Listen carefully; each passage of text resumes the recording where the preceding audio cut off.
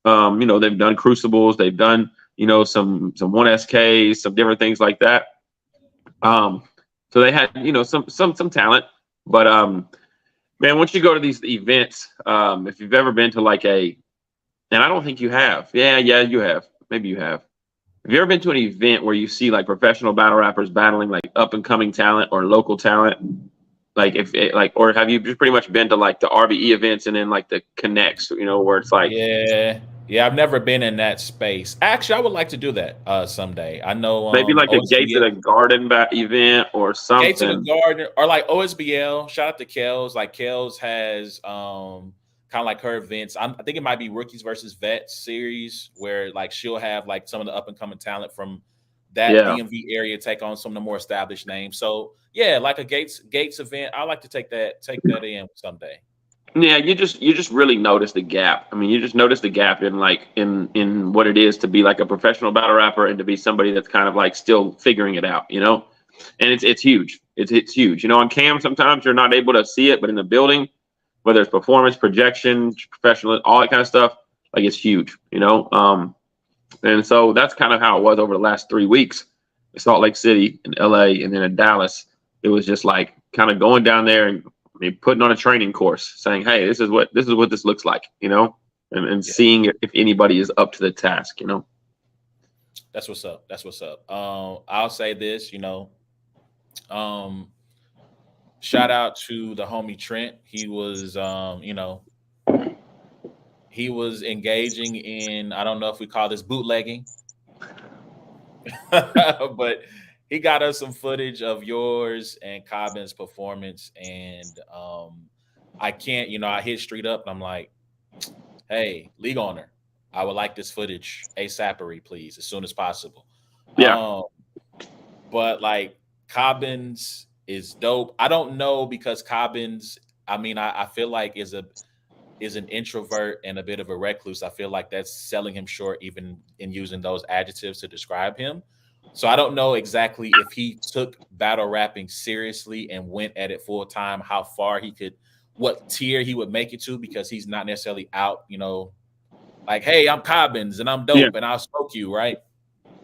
But it makes me so mad that he's that good for somebody who I don't think he's made double digit number of battles, right? Like he's only had like, yeah, probably 7 or 8. yeah, yeah, yeah. Nah, it He's makes you good. mad. It's classic Cobbins though. I mean, we know Cobbins, and I laugh because it's like, yo, that's just how he is. He's just a super talented human being, and then when it comes to all of that kind of stuff, you just don't know. Like even this battle event, we've known about it forever. And Friday is when he started writing. And so, and it's just like I thought it was so hilarious. We get to like Shell Shack Friday night and it's like me, Cobbins, Street, K Jack, Saga. So like five of the guys on the card. And while we're waiting on our food and stuff, we're just going around the table, like, go ahead, see if you can get through your first round. You know? Okay, person rap. Cobbin's phone was in the car charging, so he's like, "Yo, you got something?" He's like, "Man, my phone's in the car." Mind you, I hadn't heard nothing. We drove 8 hours down, and I didn't hear. I mean, I heard some, like, "What do you think about this punchline?" But not any like rounds and nothing. So he gets his phone back out. We go over the streets. We're up to like 4:30 in the morning, just going over lines, and he's still just kind of in his phone. It's nothing. Next day, Street wakes up Saturday. He's like, "Yo, did Commons ever rap anything to y'all?" Right? And I'm like, "Yo, I heard like 16 bars. He had some stuff or whatever. So him like, okay, all right. This is Saturday morning. And the battle Sunday night, and then pretty much all day Saturday. Like he's kind of like me. He could write in his head pretty quickly. He doesn't have to write it down. He just has to put it in order. And we get to Sunday on the way to the venue. He's like tightening up his third, and then sure enough, he's just so talented that he's able to like write really good stuff and memorize it. And when you write really good stuff, like it's gonna hit, and then you're gonna have the ability to continue to memorize better. Like if people are terrible, then it's different. You can't write last minute because you're not gonna have time with crowd reaction and stuff. And so he did a really really good job. But yeah, it's like what if he was able to. Just 1 year. Just give it a year. You know what I'm saying? Battle on a Yeah, couple of small leagues. I'm pretty sure, you know, I feel like this battle, his performance is going to be pretty well received. Just give it a year and let's Yeah. just see how far it goes. I mean, if you make it to like a intake on RBE, if you get a Crucible audition, you know, Yeah. if King of the Dot ever comes back, shout out to Yeah. Organic. No, I mean, I know he said they plan to, but I'm just saying, I just want to see you grace one of those platforms Yeah, he's before. got the pen and talent. I mean, you're around guys like Sagalosa. Everybody's just like, you're right, and they're like, yo, that's crazy. You know what I mean? Like when guys like that are saying, like, yo, that's crazy. Like what? Like, Yeah. But we love you, Cobbins. I know this is what we saw was amazing. I cannot wait to see what it looks like when it's you know edited and on YouTube. I can't wait to support yeah, it. So great job from you, sir. Great job from you. I can't wait for people to see yours for a specific reason. It's been talked about a little bit. You once it drops, you'll be able to see in depth more of what happened in his battle. But yeah, dope event, man. So let's keep it moving. Let's jump to some battle rap news. So Remy Ma, there's no place like Chrome. Shout out to Remy Ma. She announced the Grudge card going down June 17th. I'm gonna presume this is going to happen in Cakes NYC. It's only 4 battles on the card, at least to this point. All female event. And so this is headlined by 40 Bars and Yoshi G. Let's just kind of go through this card and kind of get quick reactions. So we'll start at the bottom. I'm gonna be honest, I know nothing about these first two artists. I'm gonna have to go check out some of their footage on YouTube. Shay Rack versus Tony Blanco. Apparently, this is being called the battle for Dot's heart or something to that effect. I need to go watch the face off. The face off did drop. Chrome 23, I believe, dropped the face off. And one of the battle rap groups, somebody goes, apparently this grudge is over Dot. And I'm like, hey, that's. determination over trust. So Oh yeah. man. So do you know anything about them? Like, no I disrespect. know Like, their names. I know their names, but I couldn't tell you like, oh, I remember this person's battle. Like I've seen their names on flyers, but I don't. I'm not super familiar. If they walked up and said, "Hey, boy," da da da, I'd probably be like, "Hey, what's your name?" "Oh, yeah, I've heard of you." Like I mean, but I've heard their names enough times to know yeah. that like they're deserving of being on a Chrome 23 card. If that makes sense, it's not just like who. Like you guys just picked somebody Right. out of like these are names that I've heard and seen across my desktop, on YouTube and different things like that. It's like, okay, they put in enough work in the game, to have that opportunity. So here's what I will say, at least on my end, I would do. I'll make sure to go check out some Shay Rack and Tony Blanco battles so that by the time we get to June, the Mm-hmm. weekend of June 17th, I'll be able to more intelligently speak about what they do well, what they don't do well, so on and so forth. So next Yeah. up, Tori Doe, who I have heard of, and Shayna Ashley, who I also have heard of. This will be interesting because I know Tori Doe's not. Shayna Ashley's been outside a little bit more than Tori Doe over the last year or so. Um, man, if I had to give an opinion on a winner, I probably go with Shayna Ashley. Just because again, I feel like she's been outside a little bit more than Tori Doe. But you have any thoughts before we're going to be more well versed on these next two? Yeah. No, Um, I've actually Tori Doe's got one of the better pins for me in female battle rap. I really enjoyed like watching her. I know she did a couple URL battles. Maybe they were like um, maybe the Kings and Queens, right? I think she might have did a she Kings battled and Chess. Queens. Tori Doe battled Chess. Yeah, That battle did not go well for her. Chess, yeah, one of his performances. So I believe that was a clean 30 yeah. from my recollection. So Yeah, yeah, but I definitely just remember watching Tori Doe battle and thinking like, oh, she kind of reminds me. I don't think she reminds me of Yoshi, but she has like somewhat of a pin that like I pay attention to, and so yeah, I probably would take Tori Doe. I probably would take Tori Doe in that battle. okay. All right, let's jump to this next one. So this one again, couple of more well established artists over the last couple of years in female battle rap. We got Caution versus First Lady Flames. This is the battle when I saw it announced that I was most interested in. Um, Caution, obviously one of the Lady Bricks from the 757, represents 757. versus First Lady Flames. Now, I do not, this is called the grudge card. So apparently there is some backstory and history between these two. Flames also from Virginia, from Richmond, Virginia. So, I mean, pretty sure there's some backstory there. To me, First Lady Flames is one of my favorite artists in female, not just in female battle rap, but in battle rap, period. I think she's very good. If I had to make a prediction and take a winner, I'm gonna go Flames, man. I just think Caution is dope. Uh, Caution is dope, and I mean, obviously, she's had a really good, solid run in RBE thus far, making it to the finals of the Chrome 23 tournament. I feel like Flames is going to show that while Caution is progressing, I think Flames has been outside enough that there's going to be a little bit of a separation between the two in material and performance. Yeah, I really couldn't have said it better myself. I don't know that this is the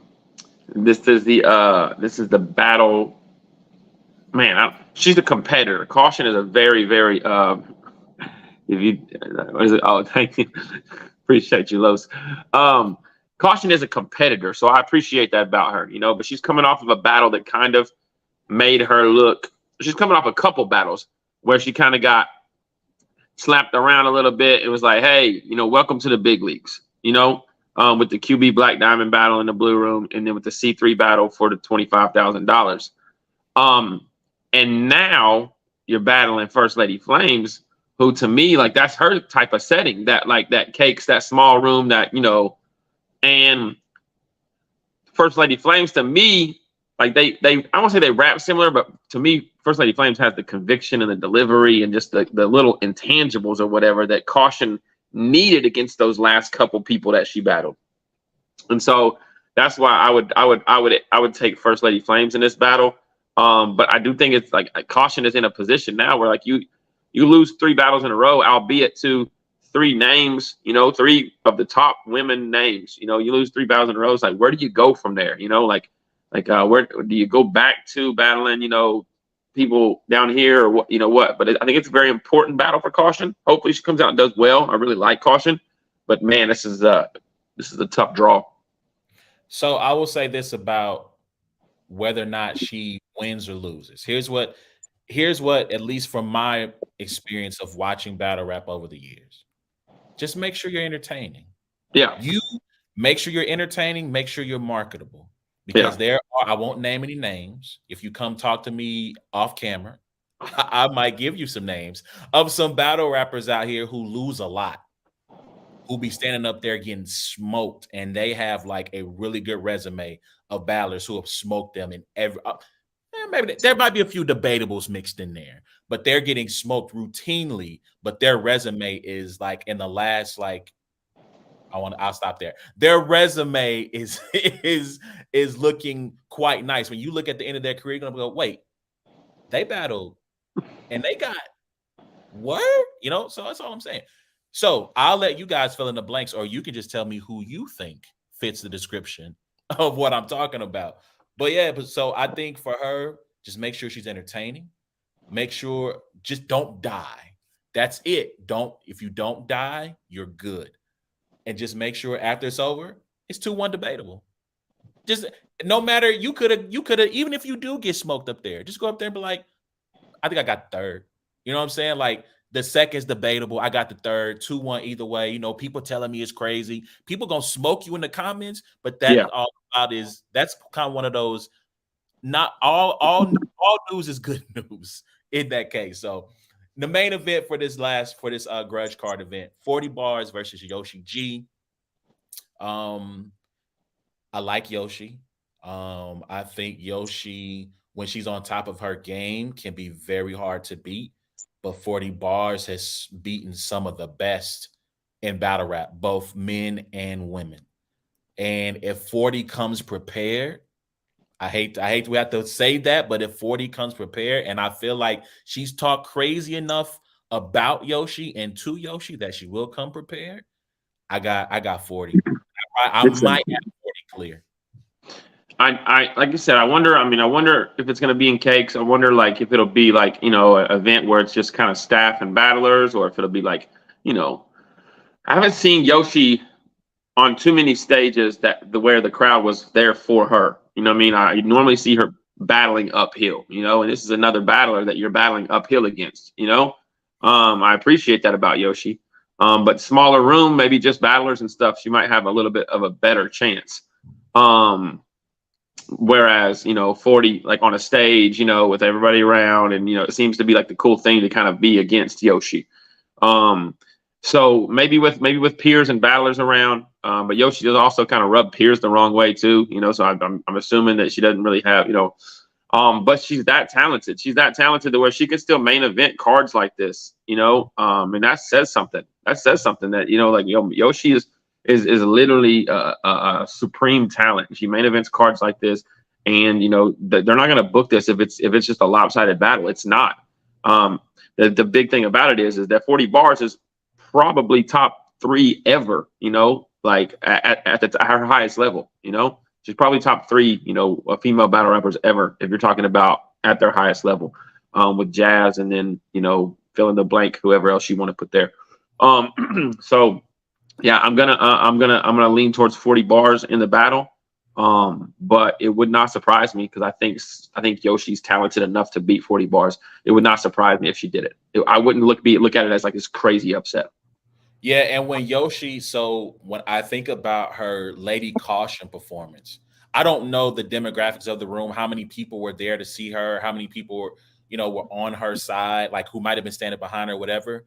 But she captivated that room with her performance versus Lady Caution. And I mean, that was the weekend we were in Austin when you battled Luke Castro. Lou You were Castro. talking about him earlier. You were talking about him earlier. Oh, what? I'm just playing. Hey, don't put that on my jacket, B. I ain't got. Oh, That's just not. That's not who I had in playing. mind. Anyway, let me get myself together. Yeah. Not who I had in mind though. But she took that room over, right? Caution's got Tay Rock behind her, which comes with a whole lot of cachet, and she smoked her. I mean, absolutely smoked her. And it was an undeniable performance. Even if you feel a way about Yoshi, it was a performance where you had to give her her respect. And so if she can come correct like that, even if she doesn't, I know 40 has a really not just entourage, but her fan base travels. If she's in the building, they're Very much there. so. And Yes. so, like, if she is able to withstand what's going to be coming her way, because 40's going to have bar punches that land, she's going to Mm-hmm. have stuff that lands, and that's going to get that crowd riled up. If she can keep her composure against that, it might be looking a little, when she battled, oh man, the first Chrome event, uh, Saga's girl. My apologies, I'm blanking on your name. Prestavia. Prestavia. Thank you. When she battled Prestavia, it was looking kind of lopsided when you got all the gun titles on one Yep. side of the stage. I mean, I think even it was literally lopsided because everybody was standing on her side Mm-hmm. when her Mm-hmm. side was empty, and so she had to fight through that. So if she can make it through that, then she should be ready for 40 in her entourage. Yep. Yep. All right, man. So let's get to one other event. This event, I believe, is going down this weekend. This is Eazy the Block Captain, speaking of battle rappers who are league owners. Mm-hmm. That's Close. 3 in a row. That is 3 in a row. It is 3 in Street a row. hymns. Remy Ma. Not easy. Yeah, yeah. So Eazy has an event going down this weekend. The trenches going down. I don't know if this is like this might not be a battle league. I don't know. Maybe it's just him trying to have an event. But either way, goes down this weekend in Philly. Ruin Your Day is going to be in the building filming. So hopefully, you should expect a crisp and clean pay-per-view. It's going to be on Rap Grid. And so we're going to start from the bottom and work our way up to the top, at least in terms of how they're listed on this flyer. First off, you got K Walker versus Riggs. I like that. I like that matchup a lot. I like both of those guys too. I think K Walker's had some performances that I've seen on the Straight to It. Whenever he battled, when I battled QB that night, he got really, really crazy on Straight to It. Riggs is obviously so good. I'm gonna take K Walker just based off of the the Philly ties. I think he's going to be more up for it. I think he's going to be, he's going to write like, yo, this is a big card, Easy and Reed. A lot of people are going to be in the building, something to prove. Riggs has kind of been sitting for a minute though, so that's kind of dangerous too. Maybe Riggs comes with like, some really really dope material. They both could use, a signature great performance right now. Because I mean, there's plates everywhere right now. So a signature great performance to either one of them. So I'm a lean K Walker's way.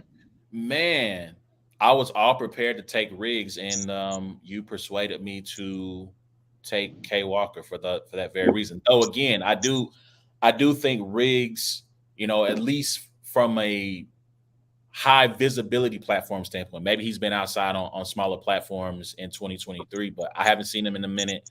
And so I think him, like you said, this is because of the main event, because of some of those names, a little bit below the main event. It's going to have a lot of eyes on it. Obviously, a lot of the controversy around it is going to probably Mhm. draw some attention to it. I think the Easy versus URL thing kind of makes it like I want to see how this goes for him, right? Like I Yeah, want to see what happens.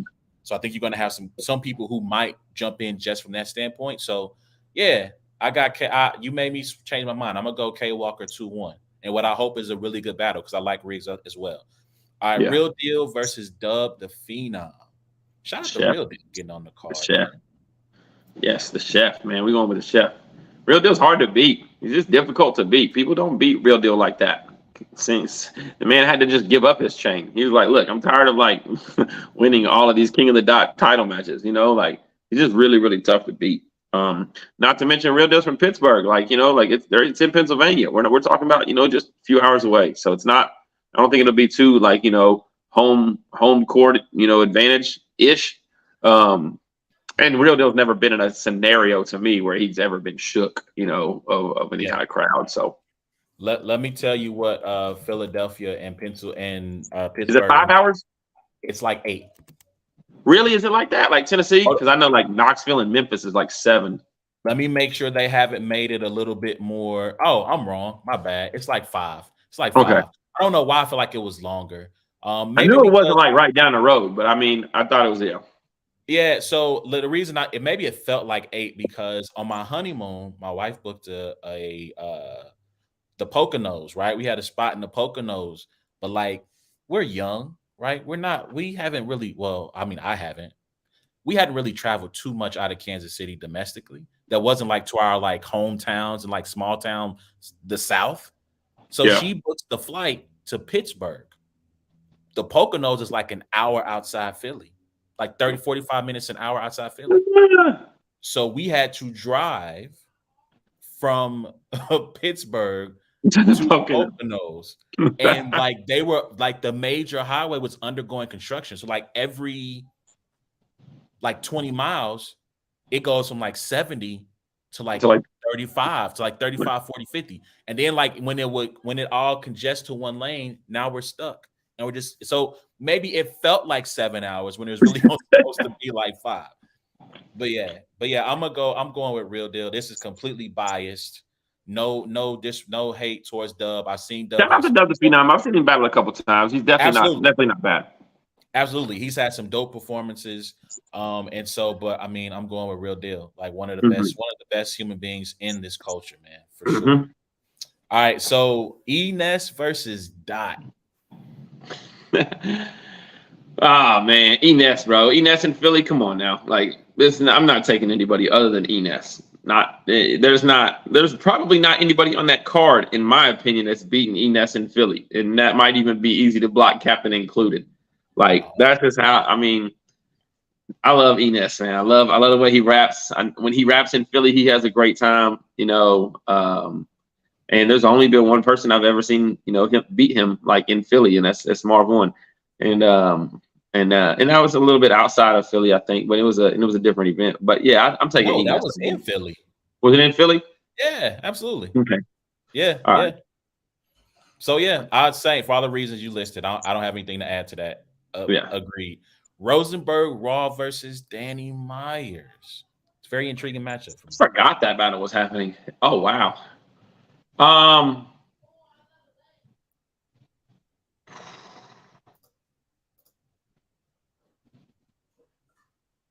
I'm gonna go with the bar god. I'm gonna go with the bar god. I'm gonna go with, this is the first non Pennsylvania person I've picked, I believe. Um, Rosenberg Ross coming off of a battle with Clips that most people think that he edged. I believe some people have it as a debatable, but I think most people got him winning the first two rounds. Um,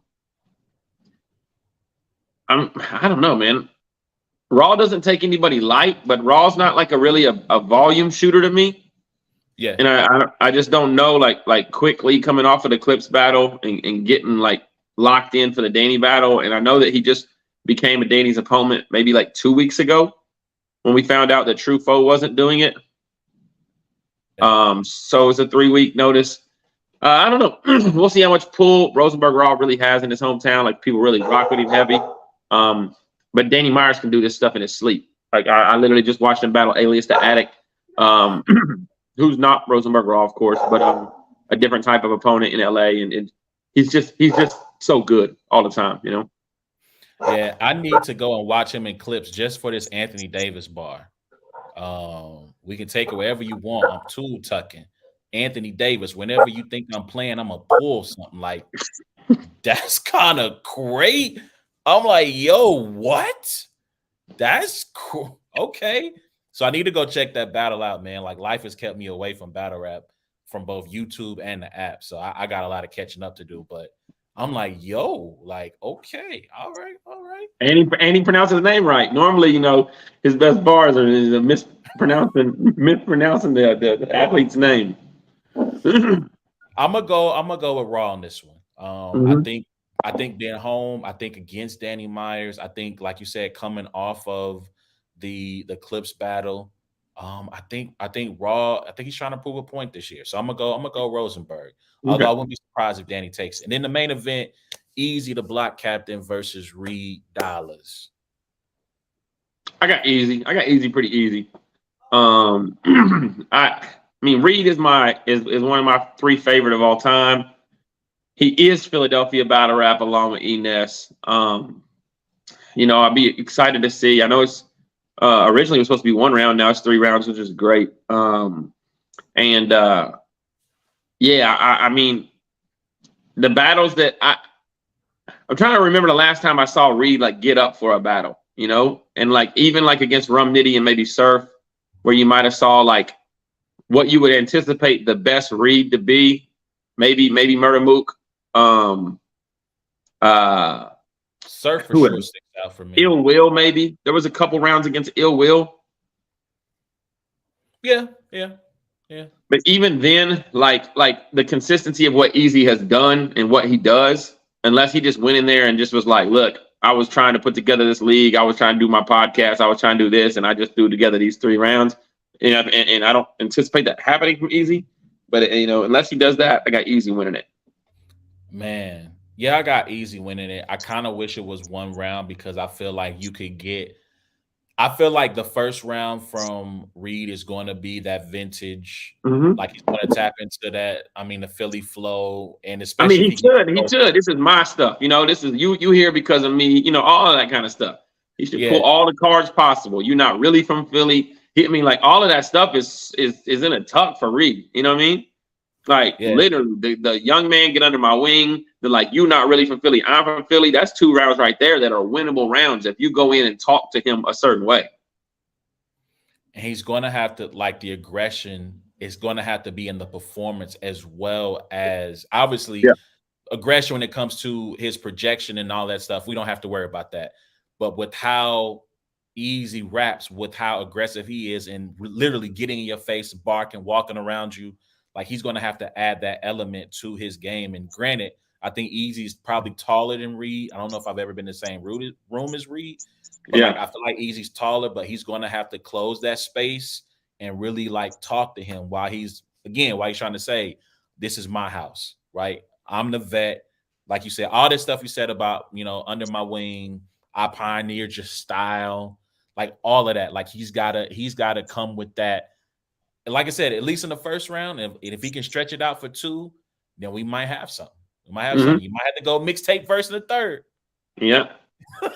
But if he could give us some of that old school read in those first two, we might be working with something. But yo, that's our predictions for the trenches. Shout out to Gutter City. Shout out to Eazy, man. Once again, rapgrid.com. You can go purchase the pay-per-view. It's going down this weekend in Philly. 5 battles. Hopefully everybody shows up, clipped up, ready to perform and put on a good show for the people. And yeah, I'll be tuning in. Hopefully. I don't know my weekend. I don't know if my weekend's gonna be crazy, but hopefully I get a chance to tune in and watch the battles, man. So let's flip the switch, flip the script, if you will. Let's get into these sports, man. Let's get into the NBA. Before I'm trying to think, do I want to start with? So I want to start with this, right? Because I feel like I want to start here. I want to talk a little bit about Ja Morant. I didn't do it last week, but I feel like the very next day, I think the information about the welfare check comes out, and he is, the police said he was okay, everything's good.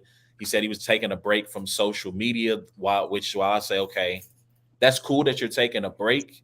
I think there are better ways to announce that you're taking a break than kind of sending these cryptic, like Yeah. mom, bye, dad, bye, NBA, bye. Mhm.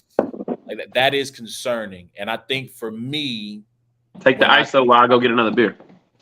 all right, so I'll take the ISO. So I think for me, I think the thing that concerns me about Ja is people have been talking about the money. People have been talking about the endorsements that he's messing up. And for me, the thing that has been concerning is forget the money. Are you good? Right? Are you good? And who do you want to be? Those are the two questions I have for him. Because if I think we've seen a lot of people who've come into a lot of money turn around and say, life was better for me when I was broke. Right? Life was better for me when I was still on the streets with nothing. Now I got all this bread, I got all this fame, fortune, this notoriety, and I hate it. And part of me wonders if a lot of the things that his actions and the way he's acting out is because life for him was better when no one knew him as Ja Morant, when he was Demetrius, right? Maybe he's always been called Ja, right? But when the world did not know Ja Morant and only his family knew him, maybe life for him was better. And so I hope that this brother, I said this at the time when he came back, and I said, can you really fix everything that's wrong with you in 2 weeks? Mm-hmm. Can you really turn your life around in 2 weeks? And the answer is no, right? Because he said, I won't do this again. And then 2 months later, you do the same thing. And your man's had more sense than you. As soon as he saw you with the gun, he drops his phone because he understands the stakes at that in that particular moment more than you did. And so for Ja, man, like I heard, I don't know if you saw this clip, and I didn't have it queued up for tonight, but DeMar DeRozan talks about like how guys really don't love the sport, how guys really don't love basketball. Yes. Yeah. And so my thing is like, yo, Ja, do you love this? Mm-hmm. Like maybe when you got drafted, right, and you came into the league and you're fresh face and you're from a small time school, you're overlooked, you wanted to prove a point that you should have been number one, even over Zion, that you're going to show everyone what they've been missing over the last 2-3 years. But maybe now you've gotten into this space and now you decide you don't want it. And if you don't love it anymore, if you don't love the game, bro, that's okay. Like people are going to call you crazy if you come out tomorrow and say, I am announcing my retirement from basketball, or I'm going to take the year off to work on my mental health and work on my mind. Have Cool. we seen anybody do that? I mean, obviously not at the caliber of player that Ja Morant is. Never. I mean, because this culture does not, right? It's grind culture, I mean, right? we saw Basketball. Glenn Coffey. Glenn Coffey ran away. I mean, remember Glenn Coffey? Yeah, I think Glenn Coffey had like serious mental health issues, right? I thought I it was thought he went. I thought he went to be a. No, you're thinking about Marion Barber, right? okay. I think Glenn Okay. Coffey just went to be a pastor. Like I think after like his second or third year, he was just like, I think "Yo, you're right. I think you're right.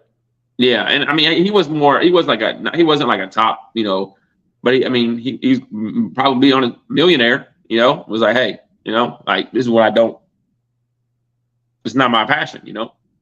Yeah, and you're right. Like I'm looking at his wiki page now. He confirmed the reason he retired that his heart was never in football, and that Yeah. he believed God wanted him to take another path. Um, although it says in 2017 he was officially reinstated by the NFL and was released by the San Francisco 49ers, who still owns the rights. But I mean, like Hey, he didn't. man said, "Hey, Lord, if you want me to put 10% in, I'm gonna have to go back and get it real quick." But I don't think he ever made another roster though. You know what I'm saying? Yeah, yeah, Because again, like the culture does not sports culture does not look kindly upon quitters. And we actually have an episode, I forget what the context of our discussion was, that's literally titled There is Honor in Quitting. Because sometimes, man, like if you don't love it, like if you only love basketball for what it could bring for you, what it could do for you, and what it has done for you is bring a little bit of heartache and pain and chaos, then yeah, maybe he needs to step away for a year. He is the type of talent where Memphis will wait for him. They're not going to release him. They're not going to trade him. They'll wait for him to come back because honestly, he was set to be the face of American basketball. Like if you think about the 2024 Olympics, LeBron is probably not coming back. I doubt KD is going to play. I doubt Steph might play. He might take that elder statesman role, right? But if those three guys play, who's the face of American basketball next year for the Summer Olympics? it's probably him, Tatum, Booker, Murray. No, Murray's Canadian. Oh, that is. Yep, him, Tatum, and Booker. Yeah, And so it's just like at this point, at before all of this stuff went down, Ja's Q rating was higher than any of those guys you named. It was higher yeah, than Tatum, higher than Booker, and he's been in the league less time, right? Signature shoe. Tatum just got a signature shoe, I think, this year. yeah, Just had a signature shoe release. He's the fate was going to have the Gatorade sponsorship, right? Like he was getting ready to cross over into kind of that sports culture, pop culture landscape where you're going to be able to recognize him immediately, right? There's going to be no questions of who is this guy. Oh, that's John Morant. And again, all of that is in jeopardy, and that's fine. But for me, like my thing with him is, are you okay? How can we help you? Right? Because I think that's the other thing is you're 23 years old and you are essentially the alpha for your entire family. That includes your parents. You are the head of the household at 23 years old because of how much money you've made. And hmm so he needs someone who is asking him, how can we help you? How can we help you get better? How can we help you get back to a space where you feel safe? If that's the case, if he needs to feel that safety, right? How do we get you back to that space? Forget the money because you're talented enough that if you do what you've been doing, you're going to get paid from a yeah, performance standpoint. yeah, So yeah, that's my concern with him, man. And I hope he's able to, like I said, to get the care that he needs, the help that he needs, and he's able to come back and be one of the best players in this league because he was going to be all NBA before all this happened. So yeah. I mean, I don't know if you have any thoughts on that. I just wanted to hit on that real quick. No, no, no, yeah, no. I think that's yeah, that's pretty much wrapped it up. It's sad because it's like the family he comes from. You would think that his parents are like, he's the alpha because of money. But from what I understand, is like he didn't come from a family that necessarily needed the money. And so you would hope that that would be some kind of connection there, where it's just like, yo, like we don't need your money, we need you. You know what I mean? Because sometimes people suppress all of what they really want to say, or being honest with their kids or their friends or whatever, because they're connected to this bank account. You know what I mean? And so Yeah. you would hope that with his parents, being able to kind of survive and operate, in a good living situation his entire life, there'd be some people around him that's just like, yo, like, I don't need your money. I need you to understand, that life is short, like, so. Yeah, and I'll say this as a kind of a quick closing, man. Check on your people. Like check on Mhm. your people. Ask them how they're doing. Ask them how they're mentally how they're doing. Because like I think in this time frame that we live in, the space we live in, I think I don't have now. Granted, I haven't checked the numbers, but I feel like a lot of people are harming themselves. And whether or not it is to the point of suicide or whether it's the point of like cutting or of substance abuse of various Mhm. forms, man, people are trying to cope with a lot of things. And so, if you got people in your life, check on them, make sure they're good. I think this is a fair point that Mama Ward brings up. It's just harder for men in general to admit that they might need help. You know, Yeah. when we ask each other all the time, "Yo, how you doing?" and the response is, "Oh, good. Yeah. Yeah, I'm good. I'm good. I'm cool. I'm cool." Oh man, ups and downs, da da da da. Like we really don't like get into that real sometimes until it's like the ninth hour, right? Or the midnight hour, and they're like, "Yo, man, like, and it's like, bro, like one of the first things we always tell each other, why didn't you say something? Right? Like we get on Always. each always, and it's just like, yeah. So as men, like we have to be more vulnerable in that way to open up and be not only with each other as men, but like with the loved ones in our life and be open with them and be honest with them and be like, yo, like, and I'm preaching to myself here, people. Like I'm talking to myself about making sure that I'm open and honest with my wife about like if I'm dealing with anything, I'm struggling anything, to be like, yo, like here's where I am mentally, here's where I am, So Yeah. absolutely, absolutely. Good point, Mama Ward. So let's jump to this one thing before we get into this final topic of the Eastern Conference Finals and NBA Finals. So I don't know if you got a chance to hear this, but Scottie Pippen turned up in the news again. He was talking on is it Get the Hot Sauce? I think it's Get the Hot Sauce podcast with Stacey King and some of the I think it's a couple of Bulls announcers. Give me the Hot Sauce podcast. Make sure I get it right. And so he was asked a question about all time greats. I think it was referencing LeBron about all time greats, right? And I pulled the quote, the clip. So I want to have you listen to this clip and we can respond to it. All right. So here's the clip. This is talking about all time greats. I'll leave that out for debating because I don't believe that there's a great player because our game is a team game and one player can't do it. Like I seen Michael Jordan play before I came to play with the Bulls. You guys seen him play. He's a horrible player. He was horrible to play with. He was all one-on-one. He's shooting bad shots. And There's more. all of a sudden, we become a team and we start winning. Everybody forgot who he was. Everybody forgot who he was. He was a player that really winning wasn't at the top of his category. It was scoring. He was going after scoring titles. It wasn't until Phil Jackson showed up that Keep kind going. of changed the menu a little bit. And that still took some time. Anything else, Scotty? But no, that wasn't in the documentary. All right. So he said a lot there. And I'll say this. I didn't, when I saw the clip or I saw the quote, right, the pull quote, which he was a horrible player. And I went, Scotty, come on, dog. I went, Boosie, come on, man. Like, what are you doing, Scotty? So now that there's a little bit more context there, and let me credit, that was Scottie Pippen on Stacey King's Give Me the Hot Sauce podcast. Let me make sure I give the credit there. What is your response to what Scotty had to say about Michael in that moment? I mean, it sounds like what he was saying, and I don't know how necessary even saying all of that was. I don't know. I think he could have answered the question without saying all of that. When it comes to I think the question was who's the greatest player, and he's just basically right. like, so look, it was the context. The context was it was talking about LeBron. It's like, where do you have LeBron? Do you think he's greater than Jordan? Right. Yeah. That was the context of the question. Yeah. So I think he can still answer that conversation without saying all that. So the part of me is just like, yo, he wants to be a part of the news. He wants to. I mean, he knows what he's doing. Whether he believes that's correct or incorrect, what he said.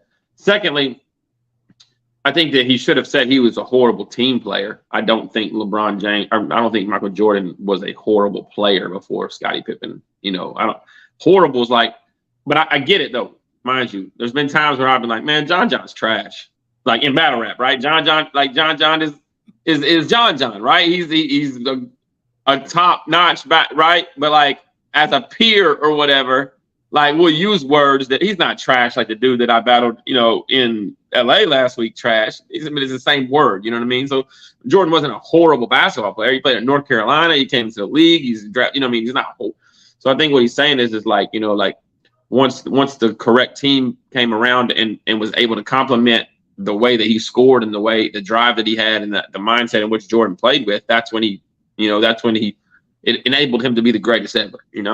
So I think that he said it all, and it all seems very negative and because it is the way he said it is like he's just basically going at Jordan, but it wasn't. It could have been it could have been put together in a different light, like about just team playing and different things like that. So I'm not really for it because it sounded like a bunch of hating to me in how he said it and how he put it together, whether it's true or not. So I listened to almost all of the conversation. I'm probably like 20 minutes short of listening to the whole thing. And I'll say this. What if Scotty's not wrong? So the horrible player part, you're absolutely right. He needs to say, listen, he was selfish. He calls him selfish at another point in the interview.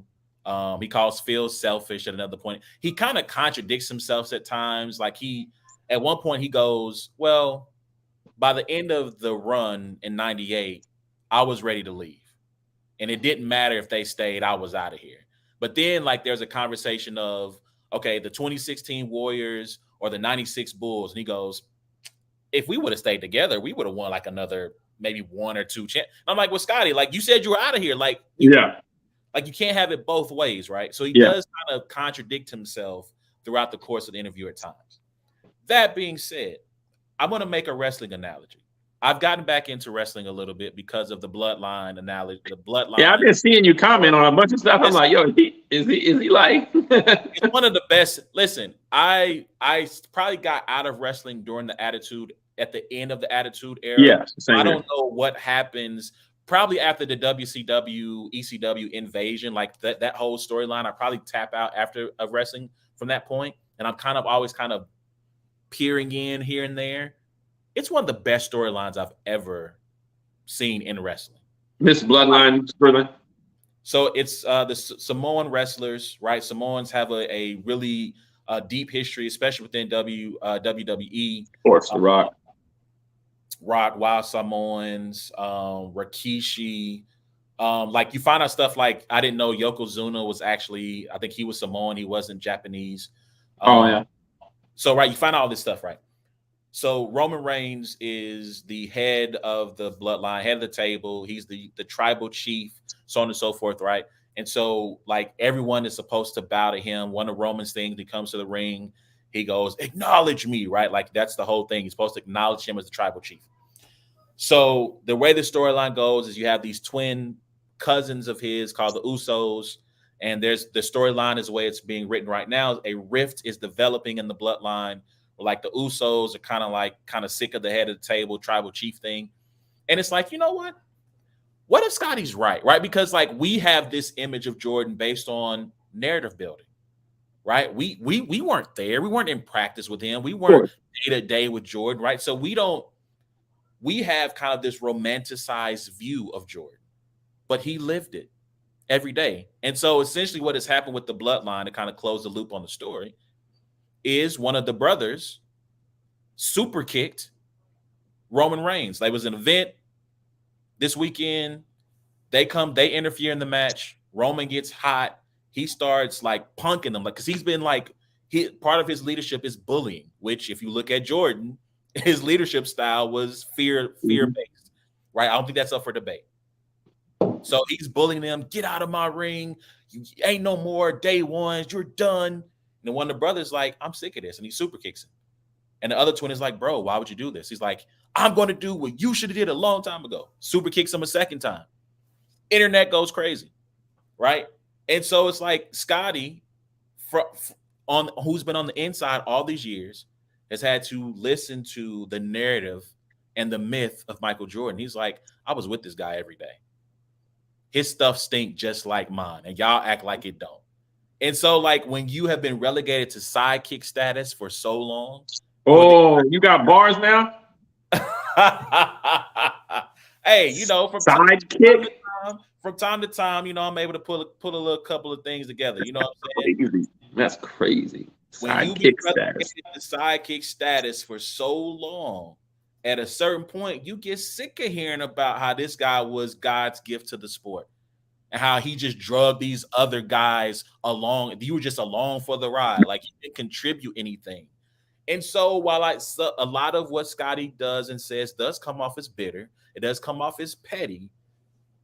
He might have a right to feel that way. I'm not saying he should come out and say he was a terrible player, because what he says, like you said, what he says is there's truth to what he's saying. Like Jordan himself says, hey, the turning point was Phil saying to me, you got to trust the guys around you. You got to learn how to, they will, if you give them the ball, they will score. They will make the right things happen. So again, we have come to not appreciate the messenger because Scotty said a bunch of, kind of frankly ridiculous stuff. But dog, there might be some truth to what he's saying. That's all I want you guys to consider. So what are you going to do if he comes out and says, and Jordans weren't even that good until Pippins came out? Hey, again, we've had this conversation on the show. I don't get how Jordan up tempos are fire. I don't get how Jordan played in these shoes because if they feel any way they feel after wearing them for a couple of hours, he really is the GOAT because those things will have your dogs barking after a while. And as a matter of fact, he talked about what was it in The Last Dance? It talks about he played in the original ones near the end of his career, and like how like his feet were like bloodied or like hello, you should anyway. But now, like y'all, it's weird though. It's two different dynamics because I just watched the interview. Did you see the interview on All the Smoke with Robert Ory? No, I had to check it out. So Matt Barnes and Steven Jackson are asking him about. I mean, he played with Olajuwon, Shaq, and Tim Duncan. Arguably probably three of the top 6 big men of all time. Absolutely. But just the way that he eloquently spoke about all of them, but he said like Hakeem, the Olajuwon's number 1, like clearly it's him, of those 3, and he kind of went in, but he spoke in a way. He didn't say like, I mean, before Shaq was this or that, what I mean? Like there wasn't that.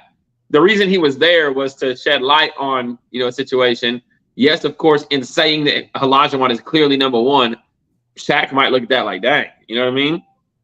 But he communicated in a way that it didn't come across like Robert Ory says Olajuwon is clearly better than Shaq, And like I feel like that Pippen could have done something like that.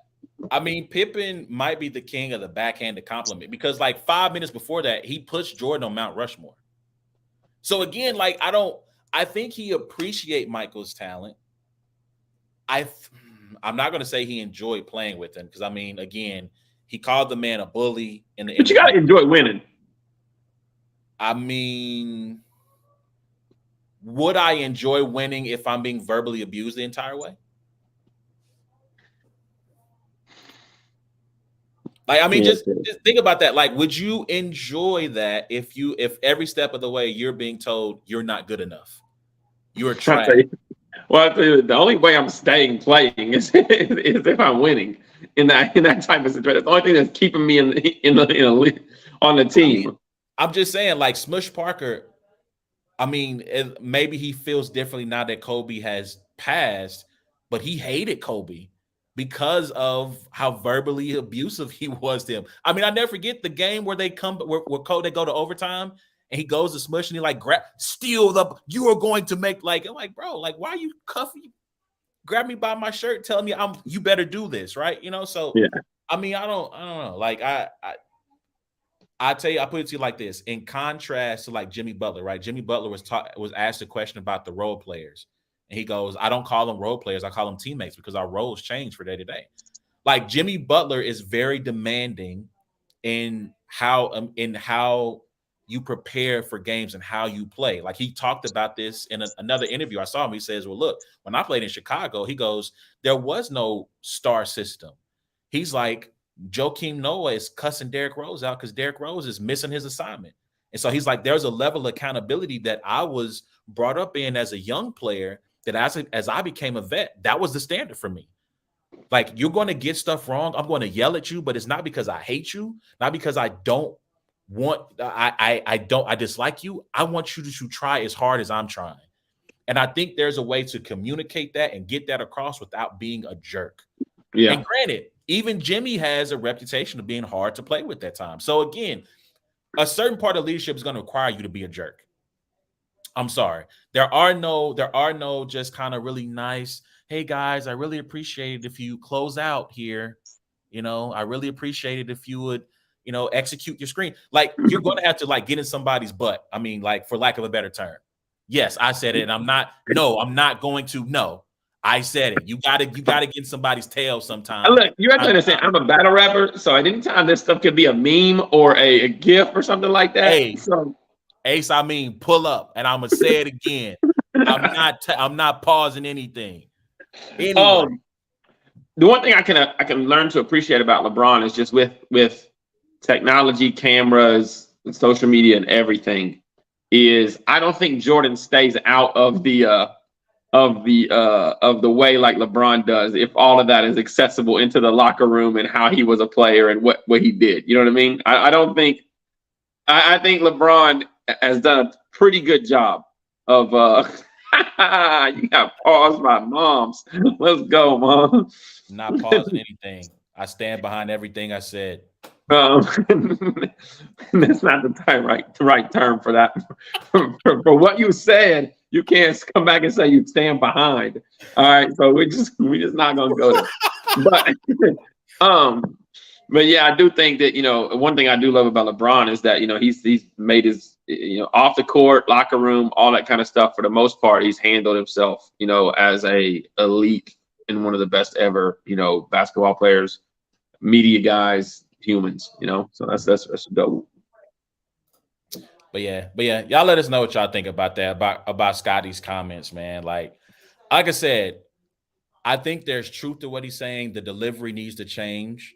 Like you said, I've heard Robert Ory talk about. I think he was on Dan Patrick talking about Shaq and Elijah Wan in particular. Those two, I don't think they got to Duncan or even Robinson for that matter. But yeah, I think there's a certain level of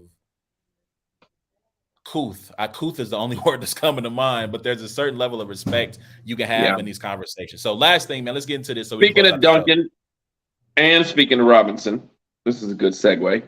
Okay. Duncan Robinson plays for the Miami Heat. No, I was going to say that since I heard it. So game 7 took place. The Heat, Jason Tatum gets hurt the first play from tip. He's 26 hobbled seconds all into the game. game. Yeah. He's hobbled all game. I believe the Heat closed the first quarter on an 18-6 run, and that essentially was the game. There Mm-hmm. would be times I believe the Celtics got it as low as 7 Mm-hmm. once the league got into double digits, but they never truly threatened outside of a few moments from Derek White in the second half, the third quarter in particular. The Heat, who said that they were, the world for the most part said that they were cooked after losing in Game 6. They defeat the Celtics in Game 7 in Boston with a crowd that was ready to um, basically explode from the opening tip. And they're going to the NBA Finals to take on the Denver Nuggets. First game, game 1 is at I don't know about the time. I know it's Thursday. I want to say this again. I had this conversation. I said this last episode. I'm going to say it again. Do not talk to me about momentum anymore. I don't want to hear it. I don't. We saw the Boston Celtics come down from 3 games. And after that tip in at the buzzer by Derek White, all we heard was it's over. They're Mm-hmm. cooked. They can't come back from it. They blown the lead. We're about to get the tweets ready. Get your drafts ready. We about to slander the Heat because there's no way they can come back from this. And in one of the group chats I was in, I said, you know what? I said it all depends on their mindset. I didn't mention nothing about. I said simply, if they can get their minds together and get themselves prepared, then they will have. I'm not saying that they were going to win. I thought they would be competitive in Game 7. Why? Yes, Sydney, it is hard to beat a team 4 games in a row, but it can be done. We just saw it in the Western Conference Finals. Yes, it was tough, but again, even in that series, the Lakers were competitive in just about every game. I think all 4 games were competitive, at least in parts of the second half. But Denver When they needed to get themselves together, they got themselves together. Miami kept their heads about them. They kept their composure. They went into a building where if Boston gets to like a, let's say they started out 10-2 run, 12-2 run, like they kind of did in game 5 or 6. Game was it game 5? Yeah, but That they did go up kind of. They did go up kind of, well, it wasn't. No, it was like it wasn't 8-2 or something like it's like that. 8-2, right? Like Yeah. it wasn't like it was in game 5 No. where like they started out Yeah. like 15-5 or something like that. It was like Mhm. 20, like it was in the Avalanche started. It was from the opening jump, right? From the opening tip. It was over. They kept their composure and they did their job. And that is the entire thing I've been saying about momentum. Shout out to Country Boy on he's from Kingdom Cast, Yeah. right? He's like, disagree with me. And you've never seen Harry Potter, so this reference is going to be lost on you. I'm Yeah. going to pull up this tweet real quick because he says to me, he's like, let me go to my mentions real quick. He goes, so I say to him, I found over the years that very few people are with me on the idea of momentum not being real, but there are too many instances where teams with momentum have not maintained it. So he says to me, because it easily escapes and can switch multiple times, it's fleeting. It's very hard to maintain over 4 games. And so if you've ever watched Harry Potter, they have this game called Quidditch where they fly around on brooms. And the game can be won by catching what I believe is called the golden snitch. Mm-hmm. It's a small little ball that has wings, and you chase it. And I'm like, bro, you just described the golden snitch from Harry Potter. Like you're chasing no, you don't chase momentum. You simply keep your head and you win. So you don't have to even respond to that because we've argued enough about that. I just want to put that out there for the listeners. Once again, momentum is not real. Stop with momentum. It is the ability to maintain your mindset and do your job no matter what it looks like. Your thoughts on Boston, Miami? Yeah, it's funny. And they asked this question when I was out at Fox Sports Studio as like the pre-show question to the panel, and it was, would you rather be swept or would you rather lose a heartbreaking Game 7 in a series? You know, and there were mixed answers on it. You know, for the most part, I think like 3 out of 5 people said, I'd rather lose a heartbreaking Game 7, you know, just because I could at least say that I competed. You know, I could at least say that I showed up and competed. Like if I got swept, you know, like I'm going home, you know, like dang, we got embarrassed, you know. I don't know how exactly how I feel about it, you know. But I can say this much is like after winning 3 games and being at home and like. Not only that, you're the 2 seed and they're the 8 seed. At some point in time, right, when there's 1 game left, it's like you're the 2 seed for a reason and they're an 8 seed for a reason, right? That like this game, you're a 7.5 point favorite. You know, like there's just, and you drop the ball to where it's not even a competitive game in the second half. Like it's not even like, and I'm gonna keep it a buck with you. Tatum's ankles is not the reason they lost that game. I don't believe Tatum's ankle is the reason they lost that game. I don't think Tatum goes off for some 46 points or whatever. And you know, you look around the games they lost. Al Horford will have 4-6 points. Marcus Smart will have 2-4 points. You know, something like that. And in the games they won, Marcus Smart's putting together 20. He's playing like a point guard. He's hitting shots. You know, they're getting the ball into the paint. You know, like. And it was literally that you could watch the games and say, oh, they're just chucking up threes right now. They're just hoping that somebody, you know, catches fire. And it was a big, big disappointment. It was a big, big disappointment. It had to be a huge disappointment.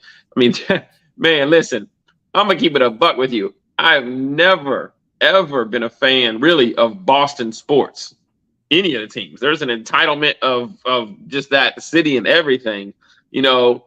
Of course, I like Grant Williams. I have a Celtics jersey, I have his jersey, or whatever. But like, for the Bruins to lose Game 7 at home after being the best hockey team all year, and then the Celtics to lose a Game 7 at home, like, hey, yo, pray for Boston, man. Pray for Boston. Because guess what? This is not one of those years where it's like, man, at least we got Tom Oh, we don't even got Tom Brady anymore. Yo, this struggle is real for Boston, man. And the Red Sox, I don't even think the Red Sox are that good right now. No, no, man. Pray for Mac Jones, Boston, yeah, bro. yeah, yeah, yeah. And that's what I'm saying. Like, as someone who fancies himself as a decent shooter, not great, not elite, I'm decent, right? When you go to pick up and your shot isn't falling and you're getting good looks, sometimes you're getting wide open looks, it messes with your head. It does. And if you are on that level, and at that point, I think I saw Richard Jefferson say it that day, the day of game 7. He's like, it was either him or Perk.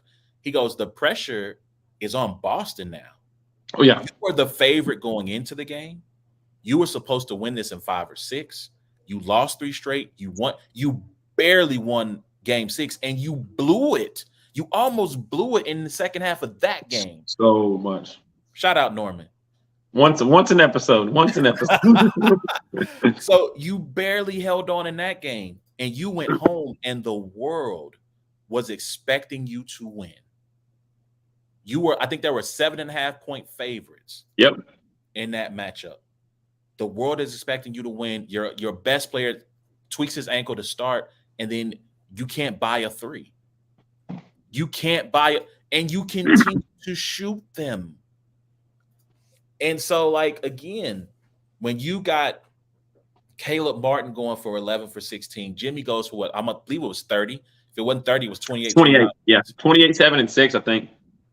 Bam isn't maybe not being an offensive force, but he's contributing in other ways. And you keep coming down and you're firing up threes and you miss, and the other team's getting buckets. And you can see it on their face at the end. They were demoralized. They were shell shocked because to me, I heard somebody else say this, that Boston plays, you talked about entitlement, this particular team feels like, oh, we're the Celtics. We have 2 top 3 picks on our team. Celtics rebuttal game was lazy. We have 2 top 3 picks on our team. We have all these lottery picks on our team. Marcus Smart, lottery pick. We are going to win because of who we are. And it bit them. It bit them in the end. And so, Celtics got what, $600 million worth of 2 players. so I want to ask you this as we close the show. We're going to close on that note. If you were the owner, I think it's Wick Grousbeck is his name. I think he's the majority owner. Would you pay Tatum and Brown to supermax deals? Well, my thing is that I have to have a conversation with them because there's times on the court where I don't even think they like playing with each other. Man, I'm watching body language. I'm watching transition baskets. I'm watching the ball move around. I'm seeing, you know what I mean? And I'm looking like, this doesn't seem like a 1-2 punch. This seems like a 1 punch. All right, I'll punch now. You know what I mean? It doesn't seem like that, Now, I'm not going to say that they're going to be honest and say, well, da-da-da-da-da, but I'm like, I don't know if Jaylen Brown wants to play with Jason Tatum or vice versa. If they can say, yes, we do want to play together, we do want to right the ship, like, I say pay them. They're both very, very good. We're talking about first team All-NBA, talking about second team All-NBA, but Robert Williams is a great post presence or whatever, but they're going to have to find somebody else down low, or they're going to have to find somebody else that's not Al Horford that could stretch out there and hit shots, behind the arc, because, man, there's just too many balls, too many rebounds, too many. Grant Williams is not a down low player. He's not, it's not there. They're missing that piece. So who knows? But if I do let one go, this person's question, I think it's going to have to be Jaylen Brown. I think he's widely considered the beta, he's widely considered the beta. And I think just pure talent wise, Tatum is a better player. So a couple of things on that. Brown would absolutely be the one I would let go. Number one. Number two, Jaylen Brown for big stretches last year in their run to the finals, he played like he was the best player on the floor. And when Tatum got hurt, they needed him to be that for them, and he was not. I think you have 2 guys who are really talented but are redundant.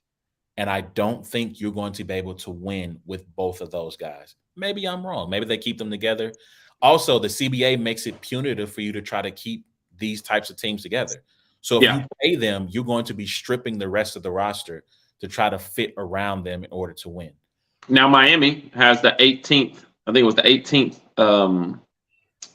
most expensive roster in the NBA. The That's Oklahoma City Thunder put more money into their roster than the Miami Heat. You know, crazy. And you and look that's at why I think you're looking at possibly Eric Spoelstra's best coaching job of all time. if they win, and I know JC had this comment. I want to make sure I bring it back up. I feel like the Nuggets and Heat are evenly matched, but Jokic on his best day is able to make the most out of everyone, not just himself. Nuggets in 6, and I think Well put. that is a very when you Yeah. that's a great point for that series, but also for the Celtics. They don't have a player who elevates and makes everyone better. To Facts. me, if I'm Coach Missoula, I'm telling Jason Tatum, we got to get you on a low block. We got to get Wait, you on the block. Missoula? Is he telling him like, is he coaching him or is he in? No, he's not getting fired. He's You not don't getting think so? fired. He made the Eastern Conference Finals his first year as a coach when he was he wasn't even he Didn't went Ime Udoka make them? How many years did he coach? but he was his first season in Boston, but he was handpicked to be the coach before he started sleeping with everybody. Like he was picked to be the coach, No, they right? got This guy, squad, bro. I'm just telling you, Quinn Snyder could take them to the Eastern Conference Finals. all I'm saying is this. I think they lost 3 coaches, including Missoula, right? Because Missoula went from bench coach to head coach. Mm-hmm. Damon Stoudemire and I forget Will Hardy both left to become coaches at other places. They didn't replace them, right? Missoula, the scandal breaks out. Missoula's promoted. That's 3 coaches, 3 bench coaches. Let me get in the camera that you lost and you did not replace. So he's got to get some more coaches in there. Number one, and number two, I think he can grow from this. He can grow from this. But I'm telling Jason Tatum, high post, my man. We're going to work from here, and I need you to work on your decision making to be able to find cutters and shooters, right? I think they got to try to find someone, like you said, who can get in the post and they can give the ball to and say, go to work. Yeah. Go to work. You know what I'm saying? So, like I don't know, man. I don't know, man. Shout out to JC. He said he Let's wanted go, to JC. in it on an unassisted double play. Very nice. Very nice. But not like, I think they've got to make some changes in how they play basketball. And it can't just be did we shoot 40% from 3? If so, we won. If not, we lost. Like it Well, can't you just would agree, though, it's a very tough position to be in. Almost making going from making the finals to then going to losing in the Eastern Conference Finals in 7. It's almost a tougher position to be in to make changes because you're like, why make changes? Like we literally just played in the finals in the Eastern Conference, game 7. Like if you're a team that doesn't make the playoffs, you're like, hey, we got to make changes. We're not making the playoffs. Like this is something we can look at and say this is not working. But you have a team so that just came from the finals and Eastern Conference Finals is like, it was working. We just didn't, we're missing this. And then finding this is a lot more difficult than finding this. Now, that could have been crazy. Yeah. If there's somebody, but yeah. we not pausing nothing. I So know. so to me, that's the argument again for keeping them, right? I think when you look at a team like the Heat have pretty much kept the same roster. There's been, PJ Tucker's gone, but there's been little pieces here and there. But for the most part, it's been Kyle Lowry, it's been Bam, it's been Jimmy for most of this run that they've had since 2020, from getting to the finals there, making the conference finals last year, back in the finals this year. There's something to be said. Duncan Robinson's been a part of that run. Max Strus gets added.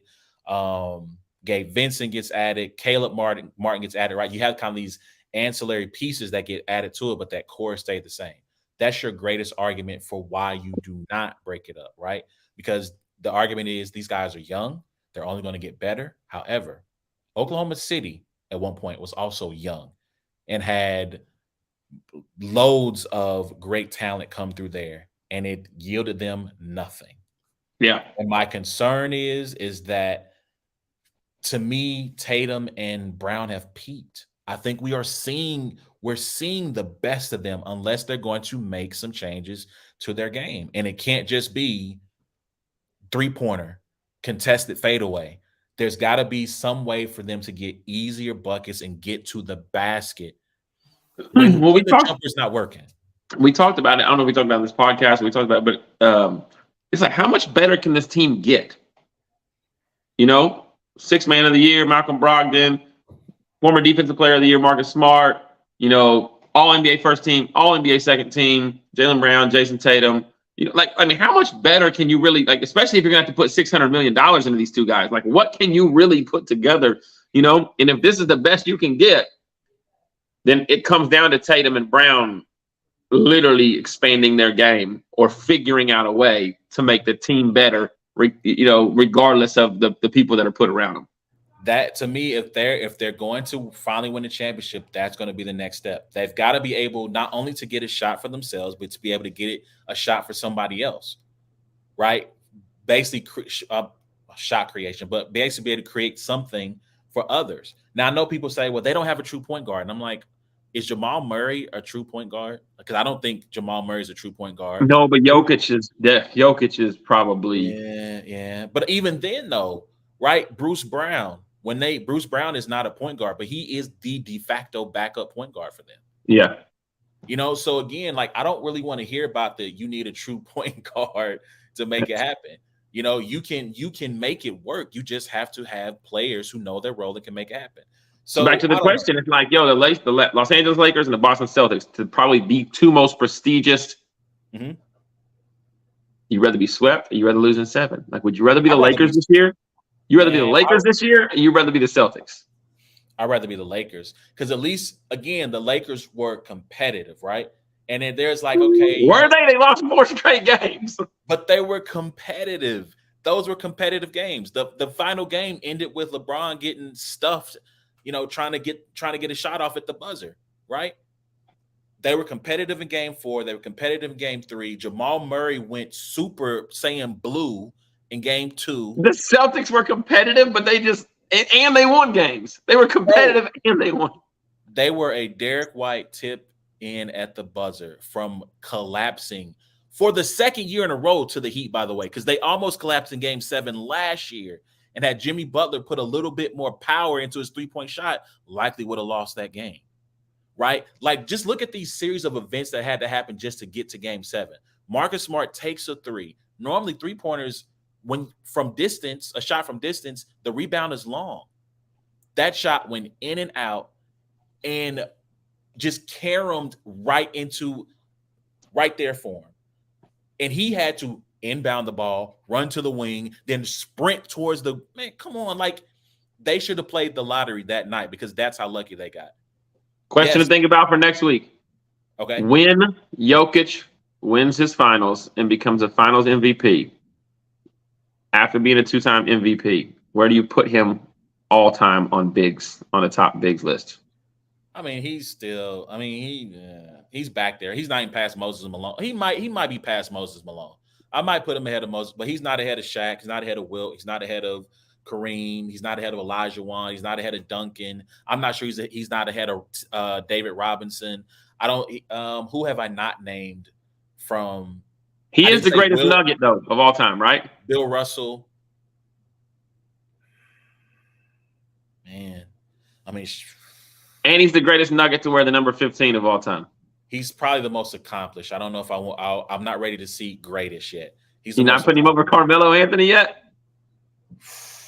If he wins a chip, I might. I mean, this is gonna make some people angry. He's probably got to be over Melo. We can talk about it next time. All right, man. Yo, we appreciate y'all joining us tonight, man. Um, see, Sydney said he's not the greatest. I don't. I mean, we're talking Not Dan the greatest Issel. nugget. Nah, he's Yeah, the not the greatest greatest nugget of all nugget. time. Are you putting him ahead of Dan Issel? I don't. I think Alex Yeah. English was Putting him there. over Maybe Mutombo. I'm putting him over Carmelo. Melo I'm talking about 2 MVPs. and a A Finals MVP. ring. They never even made it to the finals.